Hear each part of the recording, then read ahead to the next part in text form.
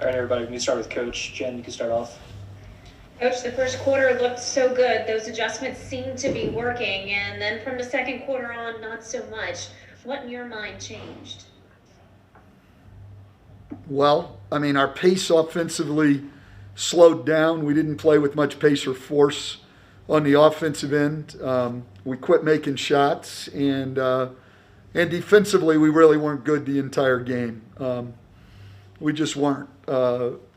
We just don't put any pressure on anybody. I mean, it's very comfortable to play against us. We've got to change our defense. I mean, I'm not saying we don't have some offensive problems, but we can't give up this number of points and have any chance of having a good season. We just can't. And we're going to have to develop a much, much, much, much, much, much better defensive mentality and pride than we have right now. For BI, it was a scorching first half, and then that second half, the opposite. No made field goals, just free throws. Could you tell, did they start attacking him differently? Did he just cool off? He had a great first quarter, and after that, yeah, they played him pretty well. I'll have to watch the film, but yeah, he wasn't a factor in the game after the first quarter. Coach, can you put your finger on the end of the second quarter? That's the second time in as many nights that basically the latter stage of the second quarter, Utah was able to flip momentum. Yeah, we don't sustain our play, and when you don't guard, you're totally dependent on making shots. And we hit a stretch there where we didn't make shots, and it's been a long time since we've really, played any kind of defense that'll weather those kind of storms. And so that's what happened at the end of the second quarter. We missed shots, and we have a total inability to stop anybody.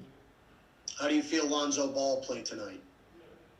Here's the thing. He was okay, but, this isn't an individual thing. It's not some guys are good, some guys aren't. It's not that. It's a collective, we're not defending hard enough. We've got to get a defensive mentality and have some pride on that end of the floor. And on the offensive end, we've got to sustain pace and ball movement and player movement and passing the ball, playing together for the entire night, not just when our shots are falling. And then when it gets tough, we become a stand around isolation one-on-one team. So there are instances of good play. There's certainly the first quarter tonight was really promising in terms of what we can do. But we've got to toughen up and take some responsibility and start doing this on a more consistent basis. And our defense has to come around, or to be quite honest, nothing else matters.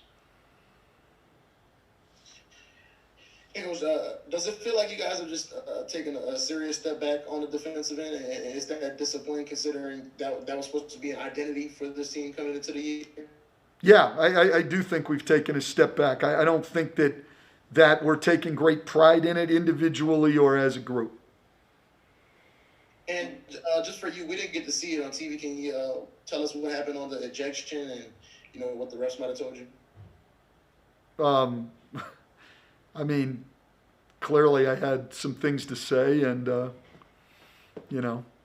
got tossed. So there's really not a lot to say, and I'm not really willing to spend $35,000 or $50,000 on those guys. Hey, Christian Clark here. How difficult is it to do the things you want to do defensively when there are limited practices like this? You're playing every day. How much of a challenge is that part of it? Well, it is a challenge, but look, our problem right now, in my mind, isn't schematic. It is, and we're trying to make some adjustments. I'm not absolving us from us trying to help, but guard the ball. Get up into people, put some pressure on, guard the ball, don't get beat off the dribble, close out hard, block out, rebound the ball. Come on. We can do that without 2.5 hours every day of practice time.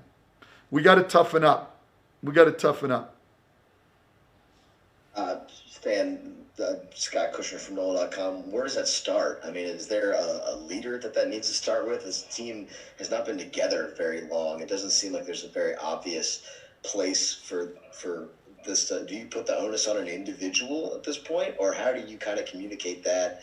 And where does it have to? I mean, there has to be a head of the snake at some point, right? Well, it's supposed to be me, and obviously I'm not getting the job done there, Scott. So that's where I put the onus as far as leadership. But look, you don't need to be together long to go out and put some pressure on the ball and get down and take some pride in containing the ball and to close out hard. You don't need to be together long to do that. Now, schematically and things like that and rotations, okay, there may be some mistakes, but the intensity level, no, you don't need to be together for that. But I mean, I guess I'm speaking from a pride or whatever perspective. Do you need someone in that locker room to just kind of take control of that? I mean, is it hard to explain that kind of thing for those guys? I mean, obviously, it can't just come from a coach, I would assume. No, it's got to come from 16 players in the coaching staff. Not one guy. There's not one guy who's going to stand up and motivate everybody or any of that. Every guy needs to take some responsibility on the defensive end of the floor to do their job, and so they can start to trust each other. We don't have enough individual responsibility on the defensive end of the floor.